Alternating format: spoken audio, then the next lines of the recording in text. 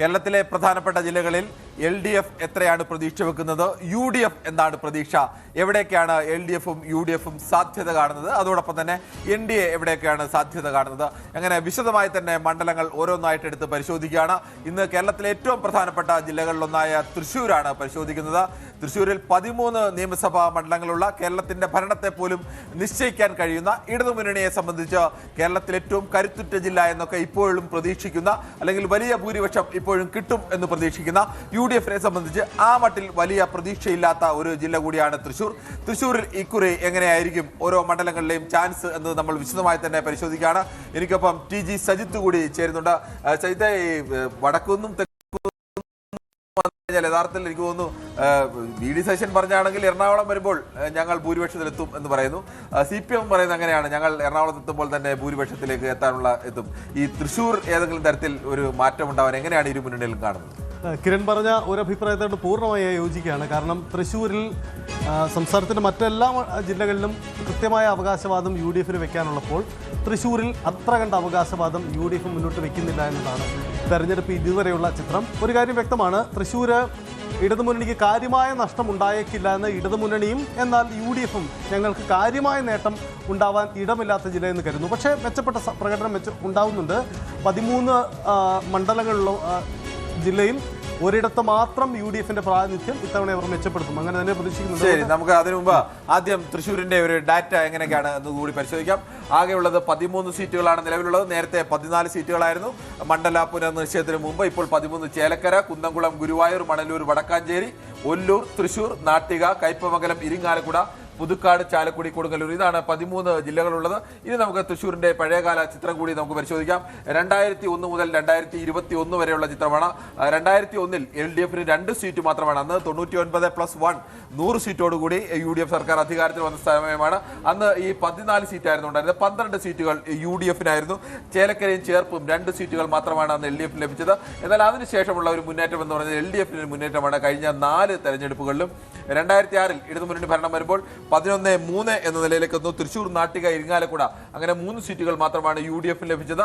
2011-ൽ അത് 3 സീറ്റിന്റെ ഭൂരിപക്ഷത്തോടുകൂടി അധികാരത്തിൽ വന്ന 2011-ലെ ഒരു ചിത്രം മാറ്റി നിർത്തിയാൽ ബാക്കി 2001 മുതൽ 21 വരെയുള്ള ചിത്രം നോക്കുമ്പോൾ രസകരമായ ലിസ്റ്റുണ്ട്. ഒന്നുകിൽ അങ്ങോട്ടോ ഒന്നുകിൽ ഇപ്പുറത്തേക്ക്, ആ രീതിയിലാണ് ജില്ല മാറിയിരിക്കുന്നത്. പക്ഷേ 2011-ൽ 6-6 വന്നതിന് ശേഷം 2 തവണയും വലിയ തോതിൽ ഇടതുമുന്നണിക്കുള്ള ഒരു മുന്നേറ്റമാണ്. കഴിഞ്ഞ തദ്ദേശ തെരഞ്ഞെടുപ്പിലടക്കം മറ്റു പലയിടത്തും വലിയ തിരിച്ചടി ഇടതുമുന്നണിക്ക് നേരിട്ടപ്പോൾ ഇടതുമുന്നണി പിടിച്ചു നിന്ന വിജയമുന്നണിയുടെ ഒരു ഉജ്ജ്വലമായ വിജയം ആവർത്തിച്ച ഒരു ജില്ലയാണ്. ഇപ്പോഴും ഇടതുമുന്നണി കേരളത്തിൽ എനിക്ക് തോന്നുന്നു UDFിന് ഏറ്റവും സാഹിത്യത്തെ പറഞ്ഞ പ്രതീക്ഷ കുറഞ്ഞ ജില്ല അവിടെയാണ്. ഈ 6-6 2011-ലെ കണക്ക്. 2011-ൽ മണലൂർ, വടക്കാഞ്ചേരി, ഒല്ലൂർ, തൃശ്ശൂർ, ഇരിങ്ങാലക്കുട, കൊടുങ്ങല്ലൂർ ഇങ്ങനെയായിരുന്നു 6 സീറ്റ് ലഭിച്ചത്. 2016-ലേക്ക് വരുമ്പോൾ 12-1 എന്ന അവസ്ഥയിലേക്ക് വരുന്നു. അത് തന്നെയാണ് 2021. 2016-ൽ വടക്കാഞ്ചേരിയിൽ അനിലക്കരയായിരുന്നു വിജയിച്ചെങ്കിൽ അനിലക്കര 2021 വരുമ്പോൾ സേവിയർ ചിറ്റപ്പള്ളിയോട് പരാജയപ്പെടുന്നു. 2021-ൽ വരുമ്പോൾ ചാലക്കുടിയിൽ സനീഷ് കുമാർ ജോസഫ് മാത്രമാണ് ഒരേ ഒരാൾ. അന്ന് സനീഷ് കുമാർ ജോസഫ്, അതിനു മുമ്പ് അനിലക്കര. ഇങ്ങനെ ഒറ്റ സീറ്റിലാണ് 2 തവണയും. ഒരു കാലത്ത് തൃശ്ശൂരിൽ K കരുണാകരന്റെ ജില്ലയായിരുന്നു. മാള പോലെ നഷ്ടപ്പെട്ടു പോയി. ഇപ്പോൾ ആ മാളയില്ല. ആ ജില്ലയാണെന്ന് ആലോചിക്കണം. അങ്ങനെ തെറമ്പിൽ രാമകൃഷ്ണനൊക്കെ തുടർച്ചയായി ജയിച്ചുകൊണ്ടിരുന്ന, മണ്ണൂർ പോലെ VM സുധീരൻ തുടർച്ചയായി ജയിച്ചുകൊണ്ടിരുന്ന, KP വിശ്വനാഥൻ ജയിച്ചുകൊണ്ടിരുന്ന, അങ്ങനെ തൃശ്ശൂരിൽ തലപ്പൊക്കമുള്ള ഒരുപാട് നേതാക്കളുടെ, കോൺഗ്രസ് നേതാക്കളുടെ നാടായിരുന്നു. അവിടെ നിന്നാണ് ഈ അവസ്ഥയിലേക്ക്. K കരുണാകരന് മുമ്പും പിമ്പും അങ്ങനെ ഒരു കണക്കെടുപ്പ് UDFിന്റെ കണക്കിൽ വരേണ്ടതുണ്ട്. വിശദമായി പരിശോധിക്കേണ്ട ഒരു ഡേറ്റയാണ്. അതെ, നമുക്ക് തൃശ്ശൂരിന്റെ ഇനി ഓടിച്ചു നോക്കാം. ഇതാണ് ഓരോ മണ്ഡലങ്ങളുടെ ചിത്രം. ചേലക്കരയുടെ ചിത്രം നോക്കിയാൽ അറിയാം. ചേലക്കര ചുവന്ന് തന്നെ എല്ലാ കാലത്തും നിൽക്കുന്ന മണ്ഡലമാണ്. ഇത്തവണ ചേലക്കര അങ്ങനെ തന്നെയാണ് പ്രതീക്ഷ. കുന്നംകുളവും ആദ്യം UDF ആയിരുന്നു, പിന്നീട് തുടർച്ചയായി LDFിലേക്ക് വരുന്നു. ഗുരുവായൂർ ആദ്യം UDF ആയിരുന്നു, പിന്നീട് തുടർച്ചയായി LDFിലേക്ക് വരുന്നു.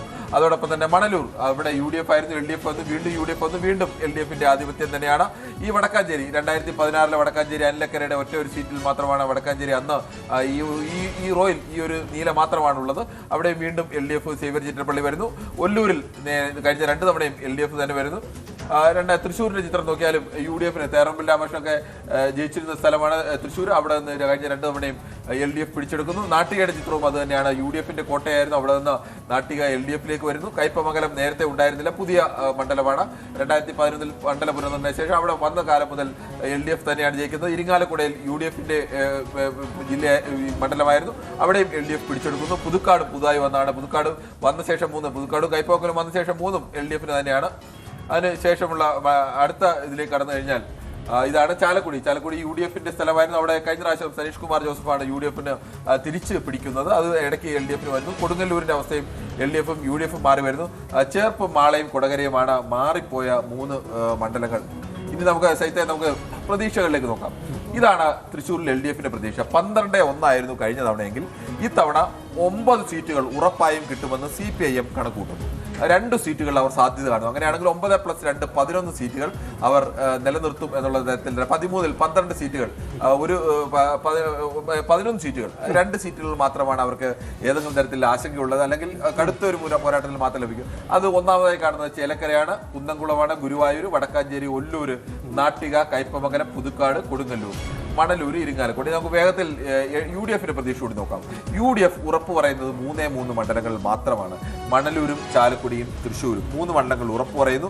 അവർക്ക് പരമാവധി പോയാൽ ഇരിങ്ങാലക്കുടയും വടക്കാഞ്ചേരിയും ഗുരുവായൂരും കൊടുങ്ങല്ലൂരും. അങ്ങനെ 4, 3, 7 സീറ്റുകളിലാണ്. ഈ 13-ൽ 7 സീറ്റിനപ്പുറത്തേക്ക് ജയിക്കാമെന്ന് ഇപ്പോഴും UDFന്റെ ഒരു കണക്കൂട്ടിൽ അല്ലെങ്കിൽ കോൺഗ്രസിന്റെ കണക്കൂട്ടിൽ വരുന്നില്ല. നമുക്ക് ഇവിടെ വിശദമായി തന്നെ പരിശോധിച്ച് നോക്കേണ്ടത് ഈ തൃശ്ശൂരിൽ LDFന്റെ പ്രതീക്ഷയാണ്.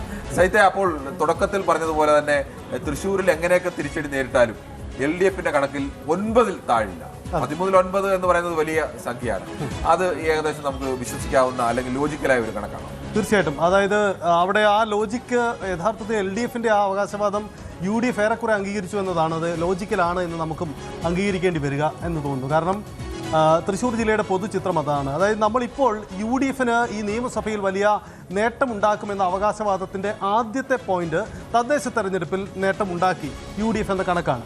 ആ കണക്കെടുപ്പിൽ വരുമ്പോൾ തൃശ്ശൂർ ജില്ലയിൽ തദ്ദേശ തെരഞ്ഞെടുപ്പിൽ UDFന് കാര്യമായ ഒരു നേട്ടവും ഉണ്ടായിട്ടില്ല. ഉദാഹരണം, തൃശ്ശൂർ കോർപ്പറേഷൻ പിടിച്ചു, അങ്ങനെയുള്ള ചില ഹൈപ്പുള്ള ചില കാര്യങ്ങൾ അവകാശപ്പെടാമെങ്കിലും നിയമസഭാ മണ്ഡലാടിസ്ഥാനത്തിലുള്ള വോട്ടിംഗ് പാറ്റേൺ നോക്കുമ്പോൾ അവർക്ക് കാര്യമായ ഒരു അവകാശവാദവുമില്ല. അതായത് തൃശ്ശൂർ നഗരസഭയിൽ UDFന്, അതായത് തൃശ്ശൂർ മണ്ഡലത്തിൽ UDFന് നേട്ടം ഉണ്ടാക്കാൻ കഴിഞ്ഞിട്ടുണ്ട്. ഗുരുവായൂർ നിയമസഭാ മണ്ഡലത്തിൽ തദ്ദേശ കണക്കെടുപ്പ് നോക്കുമ്പോൾ നേട്ടം ഉണ്ടായിട്ടുണ്ട്. ബാക്കി എല്ലാ വിഷയം ലോക്സഭയിൽ 2 മുന്നണികളെ ഒരേപോലെ പരാജയപ്പെടുത്തി BJP അധികാരത്തിലേക്ക് വന്ന ഒരു സ്ഥലം കൂടിയാണ് തൃശ്ശൂർ. വിജയിച്ച സ്ഥലമാണ് തൃശ്ശൂർ.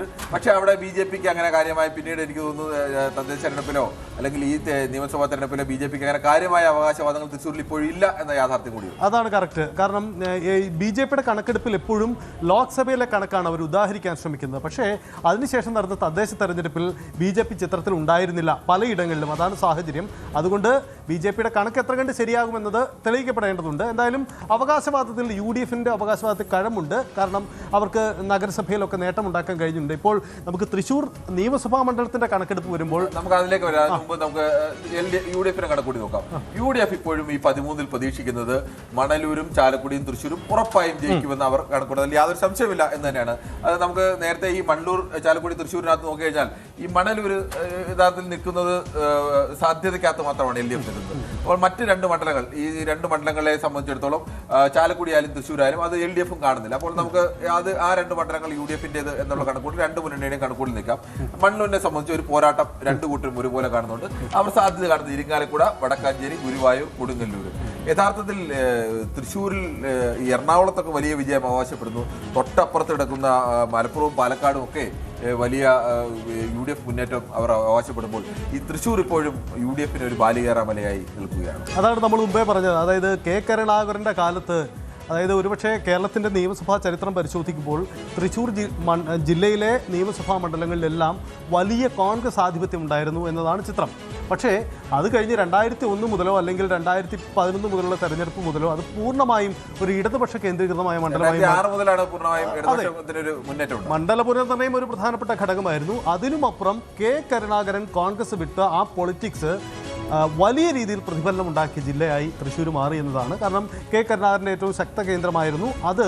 വലിയ രീതിയിൽ കോൺഗ്രസിന് സംഘടനാ തരത്തിലുള്ള പിഴവുകൾ അവിടെ സംഭവിച്ചു. അതിൽ പൂർണ്ണമായും തിരിച്ചു കയറാൻ അവർക്ക് കഴിഞ്ഞില്ല. അതിനിടയിൽ BJPയുടെ കടന്നുകയറ്റവും ഉണ്ടായി. BJP യഥാർത്ഥത്തിൽ നമ്മൾ പറയുന്നത് തൃശ്ശൂർ ലോക്സഭാ മണ്ഡലമോ തൃശ്ശൂർ നിയമസഭാ മണ്ഡലവുമല്ല, തൃശ്ശൂർ ജില്ലയിലെ എല്ലാ മണ്ഡലങ്ങളിലും BJPക്ക് വലിയ ശതമാനം വോട്ട് വർധനവ് ഉണ്ടായിട്ടുണ്ട് എന്നൊരു യാഥാർത്ഥ്യമാണ്.